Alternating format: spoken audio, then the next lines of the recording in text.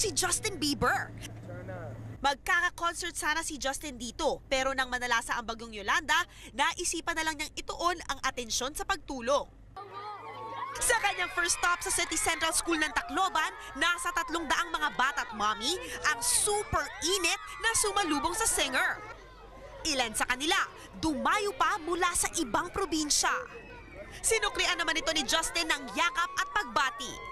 Kaya ang believers, kilig na kilig. But then I called his name, then I touched his like fingertips, index finger and the middle finger, like, oh my God, it's like... Parang hindi pinag-give, parang hindi dumating si Yolanda. Sinilip din niyang isang tent sa school grounds na pansamantalang tinitirahan ng ilang Yolanda survivors. Kinarga, pinatahan at hinalikan pa niya ang isang sanggol doon.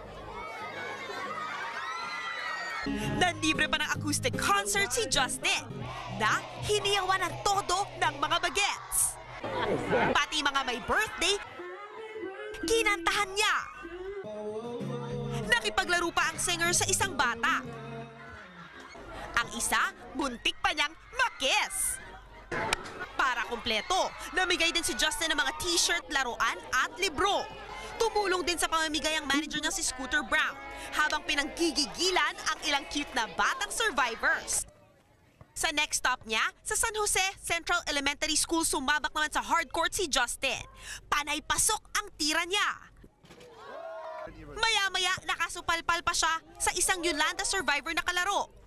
Pati ang head ng Sports 5 na si Coach Chot Reyes naki-join. Pagkatapos, namigay siya ng mga bola at laruan na pinag-agawan ng mga bata pati ng matatanda. Bilang thank you, si Justin naman ang kinantahan ng mga residente ng Christmas song. Ang magtropang nakalaro ni Justin na sina Roland at Christian, sumampol pa ng kanta ng kanilang idolo. Nakakadagdag